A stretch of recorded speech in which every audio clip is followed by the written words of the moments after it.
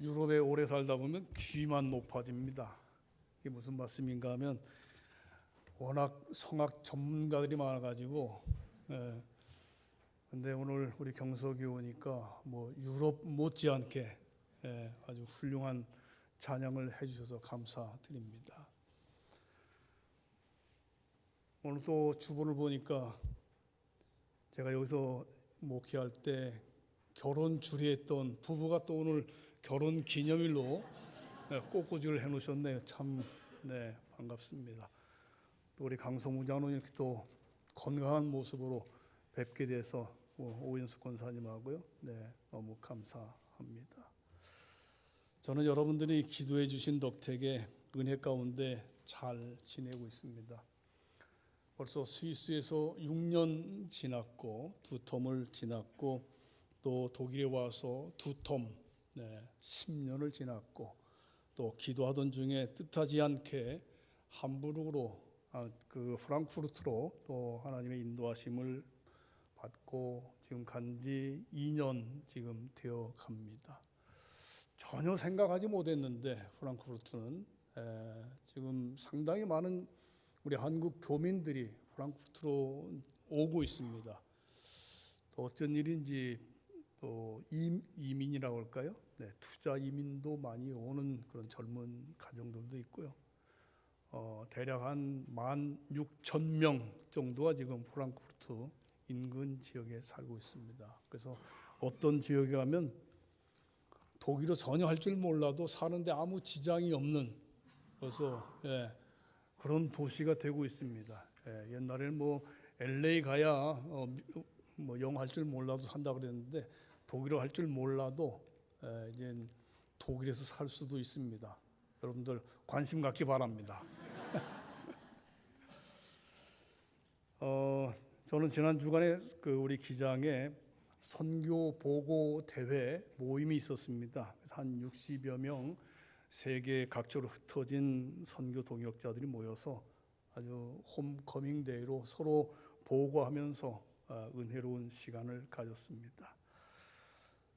여러분들 여행을 다니시다 보면 뭐 생각지 않게 명품이라고 하는 것을 보게 됩니다. 사실 저는 명품이 뭔지 잘 몰랐어요. 유럽 가기 전에는.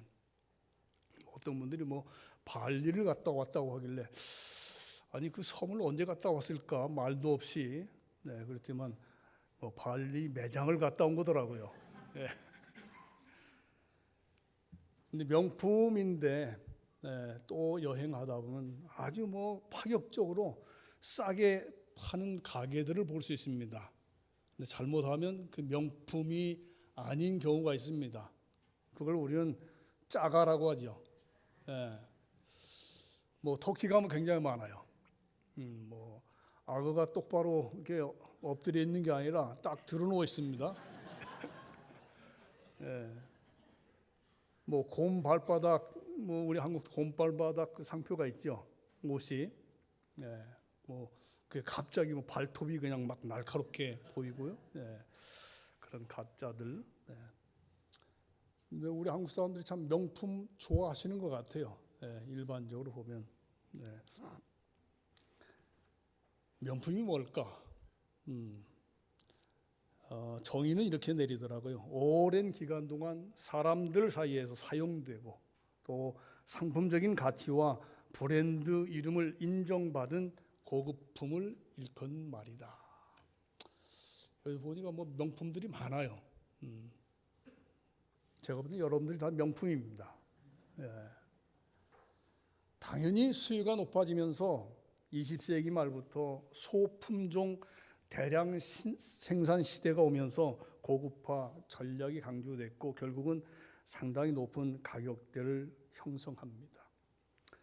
여러분들 명품이라고 해서 특별히 더 선호하시지는 않을 것 같습니다만 그래도 명품과 짝퉁, 가짜를 구별하는 법을 아십니까? 요즘은 하도 기술이 좋아져서 전문가가 아니고는 어느 것이 명품이고 어느 것이 짝퉁인지 구별해내기가 쉽지 않다고도 말합니다. 언젠가 프랑크푸르트 공항에서 중국 사람들이 단체로 다 걸린 적이 있습니다. 소위 중국의 짝퉁 시계를 차고 오다가 공항에서 전부 다 걸려갖고 다 압수된 그런 사건이 있습니다. 그래서 굉장히 유럽에서는 짝퉁들을 가지고 들어오는 것을 경계합니다. 네. 여러분, 명품과 짝퉁 구별하는 아주 간단한 방법을 아십니까? 뭐 여러분들도 아실 겁니다만, 여성들이 들고 있는 핸드백이 저게 명품인가 짝퉁인가 알려면 오늘같이 갑자기 비가 내리면 잘 보면 압니다. 저게 짝퉁인가 명품인가. 핸드백을 머리에 뒤집어 쓰고 뛰는 사람은 그건 100% 가짜입니다. 근데 비 맞을까 봐서 그냥 가슴에 품고 뛰는 사람은 틀림없이 그건 명품이랍니다. 명품은 귀한 것이죠. 가치 있게 어떻게 하든지 내가 소중하게 지키고 싶은 겁니다. 그렇다면 누가 명품 그리스도인이겠습니까?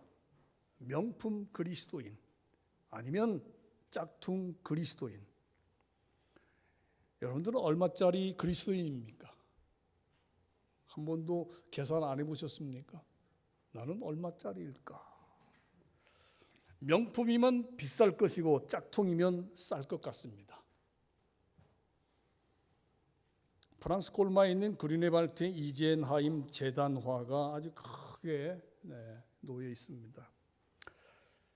칼바르트라고 하는 대신학자가 이 꼴마를 방문해서 이 그림을 종종 보면서 묵상을 했습니다. 저도 여러 차례 가보았는데 참으로 의미 있는 성화입니다. 중세 시대의 성화는 한 장의 화폭에 시간과 공간을 다 무시하고 담아내는 그림 화법이었습니다. 그래서 예를 들어서 세례 요한이 아주 긴 손가락으로 가리킵니다.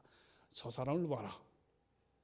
십자가 달려 피투성이채 정말 신음하고 계시는 모습처럼 피를 쏟고 계시는 예수 그리스도를 가리킵니다. 저 사람을 봐라. 이 그림에서 칼바르트는 두 가지 신학적인 테마를 얻게 됩니다. 하나는 하나님의 아들이 죽을 정도로 내가 그렇게 큰 죄인이었던가. 또 다른 하나는 하나님의 아들이 죽을 정도로 내가 그렇게 존귀한 존재인가?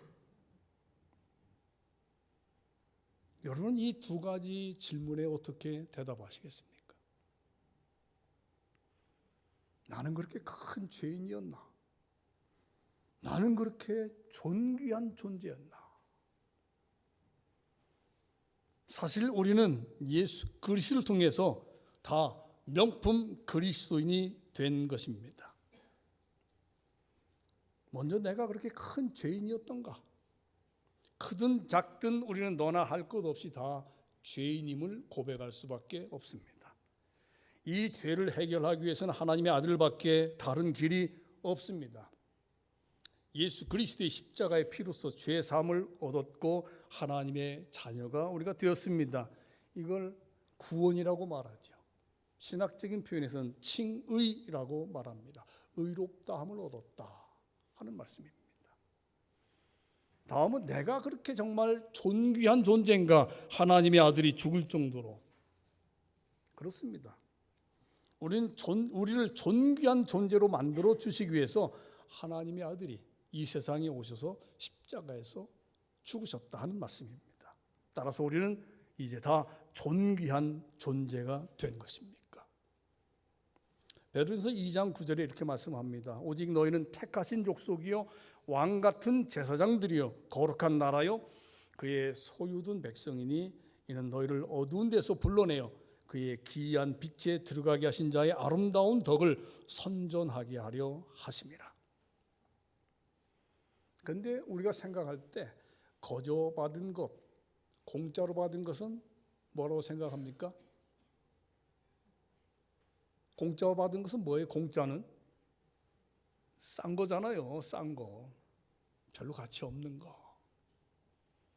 이렇게 생각하는 어리석은 사람이 있습니다. 그런데 결코 예수 그리스도의 피로 우리 모두 구원을 거저 받았다고 해서 싼 게 아니죠. 우리가 구원받은 것은, 하나님의 백성이 된 것은, 존귀한 백성이 된 것은 값어치로 따지면 얼마인가? 예수 그리스도의 핏값입니다. 얼마인가? 값으로 환산할 수 없는 가치라는 이야기입니다. 갚을래야 갚을 수 없는, 그 무엇으로도 갚을 수 없는 무지무지하게 값비싼 것, 그래서 하나님은 우리에게 다 거저 주셨다는 말씀입니다. 이것을 우리는 은혜라고 고백합니다. 그렇다면 명품 그리스도인이 된 나는 과연 어떻게 살아야 할까? 여기 다시 한번 질문합니다. 여러분 얼마짜리라고요? 얼마짜리예요? 아직도 잘 모르겠어요. 얼마짜리인지. 예수님짜리. 예수님의 핏값으로 우리가 산받았으니 예수님짜리예요. 그렇다면 예수님짜리답게 살아야 되지 않겠습니까? 성화된 삶, 거룩한 삶을 살아야 된다는 말씀이죠. 예수님짜리는 왕같은 제사장들이기 때문에 날마다 예배하는 삶을 살게 됩니다. 호켄다이크라고 하는 신학자는 모이는 교회와 흩어지는 교회를 말한 적이 있습니다. 그가 말한 대로 모여서 예배드리는 우리뿐만 아니라 흩어진 삶의 현장 속에서 우리가 예배드리는 것, 바로 이걸 말합니다. 우리가 알고 있는 종교개혁, 저는 종교개혁지에 살고 있습니다만 몇몇 크리스찬들의 철저한 신앙적인 고민에서부터 출발한 겁니다. 그리고 바로 그 사람들이 바뀌었다는 것에서부터 개혁이 시작되었음을 우리는 잊지 말아야 됩니다. 사도 바울처럼 예수 믿지 않던 사람이 믿었다고 하는 이야기가 아닙니다. 본래 믿었던 신앙인들이었습니다. 더욱이 하나님을 위해서 몸과 마음 다 바치고 평생 헌신하기로 한 사람들입니다. 우리가 알다시피 그런 사람들이 체코의 얀 후스라고 하는 사람도 있고, 스위스의 쯔빙글리도 있고, 독일의 마틴 루터도 있습니다. 그분들의 심령 속에 이루어진 변화가 그 인격과 그분들의 생활을 바꾸고 나가서 세계를 바꿔놓는 역사적인 계기를 이루게 된 것입니다. 그렇습니다. 의롭다고 인정받은 하나님의 자녀로서 의롭게, 즉 거룩하게 성별된 사람은 이제부터 명품다운 삶을 살아야 할 의무가 있습니다. 내가 명품인데 내가 명품인지도 모르면 그냥 막 사는 거예요. 아까 명품은 비 올 때 어떻게 한다고요? 머리에 뒤집어 쓴다고요? 아니죠. 가슴에 품고 소중하게 여기는 겁니다. 우리는 그렇게 살아야 되는 겁니다. 명품다운 의로운 삶을 살기 위해서 가장 먼저 해야 할 일을 사도 바울은 이 시대의 풍조를 본받지 말라고 말씀합니다. 이 시대의 풍조를 본받지 말라. 유진 피터슨이라고 하는 신학자는 이 귀절을 번역하면서 이렇게 번역을 했습니다. 원어의 의미를 살려서 문화에 너무 잘 순응해서 아무 생각 없이 동화되어 버리는 일이 없도록 하십시오. 사실 유럽에 살다 보면 우리 한국 사람들 와가지고 유럽 문화가 좋은 줄 알고 그냥 막 동화됩니다. 좋은 건 줄 알고 그냥. 근데 사실 좋지 않은 게 얼마나 많은지 모릅니다. 아마 혹시 자녀들 가운데 유학 보내신 부모들이 있으면 기도 많이 하실 수 있길 바랍니다. 까딱 잘못하면 나쁜 문화 그냥 다 동화되어 버립니다. 네. 심지어 어떤 아이들은 마약하기도 하고요. 네. 여기는 괜찮지 않습니까? 그거 한 대 피는 거 그건 제가 그러죠. 너 들어갈 때 공항에서 걸려.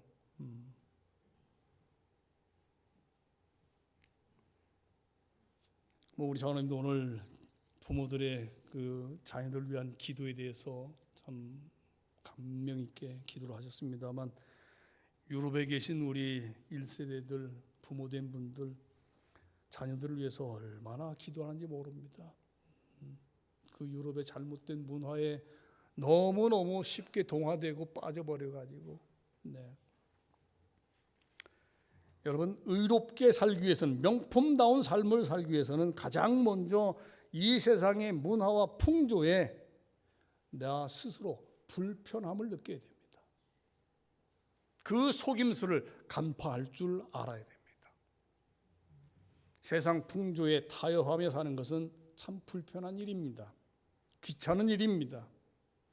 그저 세상 풍조에 나를 맡기고 적당히 그래 좋은 게 좋은 거야 뭐 다 그렇게 살던데 뭐 나는 아직 뭐 집사인데 뭐 장로님들 보니까 또 다 그렇게 살던데 뭐 이 곤란한 얘기예요. 세상에 대해서 거슬리지 않고 세상 흘러가는 대로 나를 맡기고 살면 불편한 게 안 느껴집니다. 하지만 말씀을 붙들고 살려면, 즉 오직 하나님의 은혜로 살려면 세상과 문화에 대해서 늘 깨어 있어야 됩니다. 하이테크, 하이터치라고 하는 원리가 있어요. 하이테크, 첨단 기술이죠.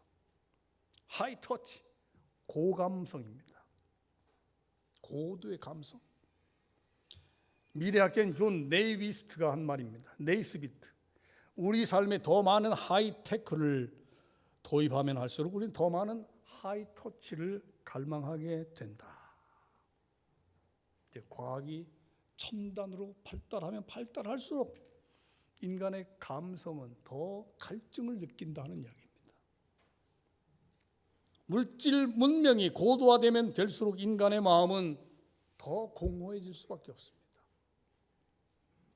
이 공허한 마음을 채우기 위해서 잘못된 사람들은 마약을 하게 되고 뭐 이상한 데로 빠집니다. 그러나 신앙인들은 이 공허한 마음을 채우기 위해서 기도하게 되고 말씀 더 많이 사모하게 되고. 네. 오늘 소위서 본문에서 바울은 의인은 믿음으로 살 것이다 라고 하는 하박국 선지자의 말씀을 인용해서 합니다. 사실 의인은 믿음으로 살 것이다. 이 말은 로마서 전체의 요절이라고 할 수 있는 중심 사상이기도 합니다. 복음에는 하나님의 의가 나타나서 믿음으로 믿음에 이르게 하나니 기록된 바 오직 의인은 믿음으로 말미암아 살리라 함과 같으니라. 오직 의인은 믿음으로 살리라. 이 말씀은 주님의 몸된 교회가 로마 가톨릭의 외형주의 때문에 위기에 처했을 때 개혁자들이 개혁을 일으키는 원동력이 된 말씀입니다. 사실 이 말씀은 우리 개신교의 대강령이라고 해도 과언이 아닙니다. 이처럼 우리의 믿음이 연약해지고 교회가 교회로서의 사명을 바르게 감당하지 못할 때마다 우리의 가슴을 일깨워주는 영원히 살아있는 교훈이 바로 이 말씀입니다. 의인은 믿음으로 살리라. 그 다음 믿음으로 산다는 말씀이 구체적으로 뭘까? 믿기만 하면 다 된다. 또 이것은 자칫 잘못하면 기복주의 신앙으로 흐를 수도 있죠. 기복주의 신앙을 말씀하는 건 아닙니다. 이 말씀의 이해를 돕기 위해 고린도 후서의 말씀을 제가 읽습니다. 고린도 후서 2장 15절 16절 말씀입니다. 우리는 구원을 얻는 사람들에게나 멸망을 당하는 사람들에게나 하나님 앞에서 그리스도의 향기입니다. 그러나 멸망을 당하는 사람에게는 죽음에 이르게 하는 죽음의 냄새가 되고 구원을 얻는 사람에게는 생명에 이르게 하는 생명의 향기가 됩니다. 이런 일을 누가 감당할 수 있겠습니까? 하나님 앞에서 그리스도의 향기가 되는 것, 바로 이것이 믿음으로 사는 것이라는 말씀이에요. 그리스도의 향기가 된다. 복음은 예수 그리스도를 의미합니다. 사도 바울은 예수 그리스도에 늘 빚진 사람으로 살았습니다. 예수 그리스도를 전하는 일을 부끄러워하지 않는 사람이었습니다. 복음을 전하고 싶어도 자기 마음 한구석에 부끄러운 것이 남아있으면 전할 수 없지요. 그런데 바울은 어떻게 그럴 수 있었을까? 바로 그에게는 그리스도의 향기가 있었기 때문입니다. 사람마다 그 몸에서 나오는 독특한 자기만의 아주 고유한 냄새가 있어요. 독일 사람들은 또 지독한 또 묘한 냄새가 있어요. 스위스 사람들은, 프랑스 사람들은 그렇죠.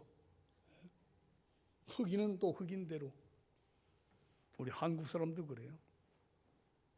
아무리 좋은 향수 발라도 자기 냄새 그대로 납니다. 조금은 막을 수 있겠죠.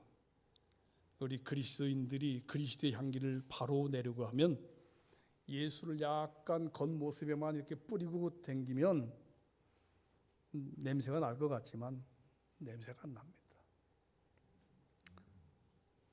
그리스도를 내 마음속에, 몸속에 영양분을 삼아서 그리스도의 복음으로 새 몸, 새 마음을 만들어야만이 그리스도의 향기를 풍길 수 있는 겁니다. 그렇습니다. 참 그리스도인의 향기라고 하는 것은 그분의 정신, 인생관, 물질관, 가치관, 역사관 전부가 그리스도 중심에 있어야 됩니다. 진리 중심, 말씀 중심, 십자가 중심에 젖어든 사람이라야 거기에서 향기가 풍겨 나올 것입니다.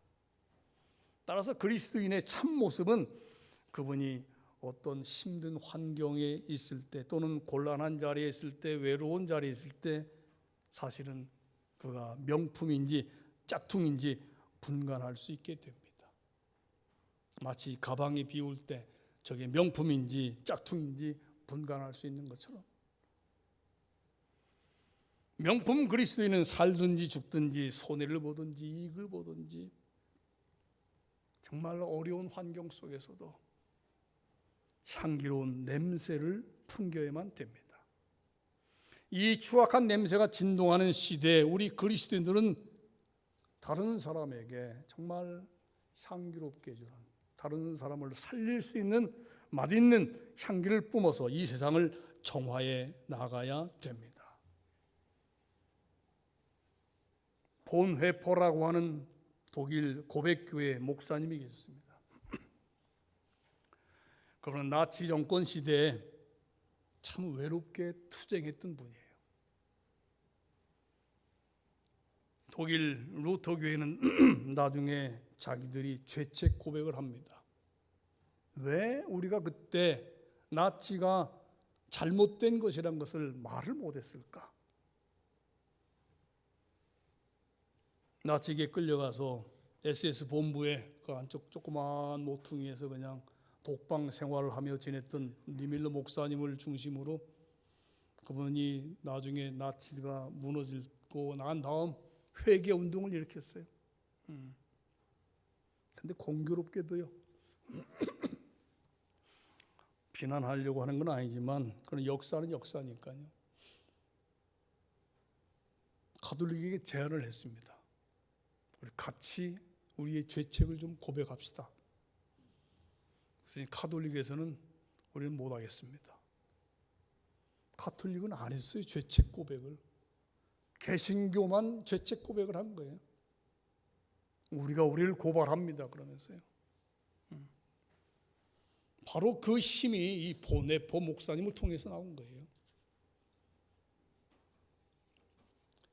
이분이 마지막 죽기 전에 감옥에서 쓴 시가 있는데 요즘은 그 복음성가로도 많이 불리더라고요. 선한 능력으로. 아세요? 선한 능력으로? 모르시나 아직?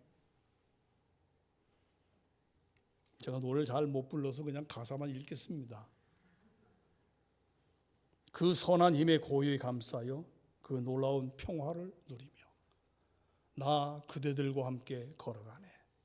나 그대들과 한 해를 여네. 지나간 허물 어둠의 날들이 무겁게 내 영혼 짓눌러도 오 주여 우리를 외면치 마시고 약속의 구원을 이루소서. 그 선한 힘이 우리를 감싸시니 믿음으로 일어날 일 기대하네. 주 언제나 우리와 함께 계셔 하루 또 하루가 늘 새로워.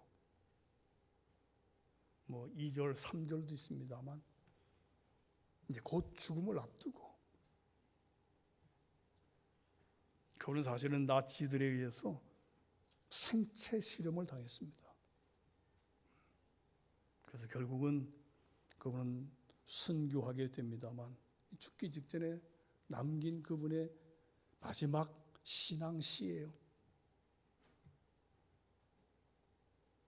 그래도 희망을 잃지 않고 그 선한 힘이 우리를 감싸시니 믿음으로 일어날 일 기대하네. 주 언제나 우리와 함께 계셔. 하루 또 하루가 늘 새로워. 얼마나 하루하루가 새로웠겠습니까? 언제 죽을지 모르는데. 우리 사람의 몸에서 나는 냄새는 사실은 우리가 입안으로 먹는 것에서부터 비롯됩니다. 뭘 먹었느냐에 따라서 냄새가 나는 거예요.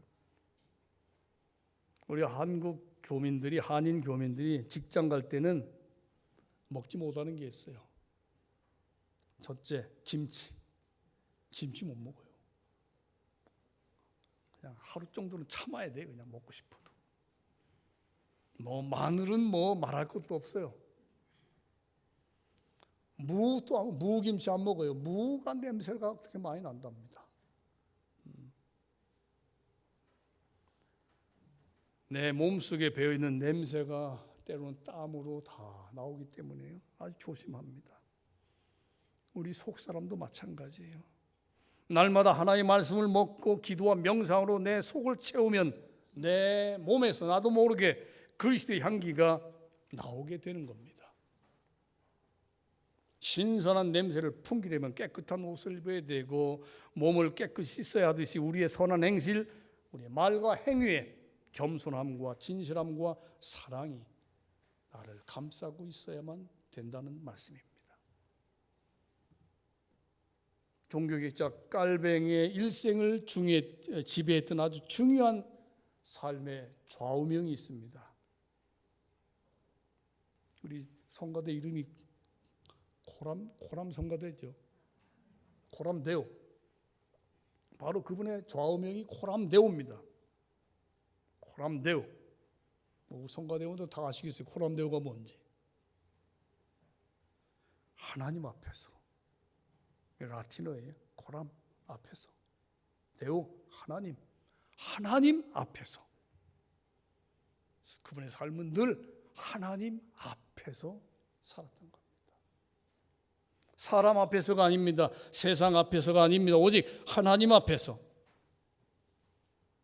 하나님의 선하시고 기뻐하시고 온전하신 뜻을 구하면서 분별하며 사는 삶, 거룩한 성화를 향해 나가는 삶, 왕같은 제사장의 삶, 명품다운 그리스도인의 삶입니다.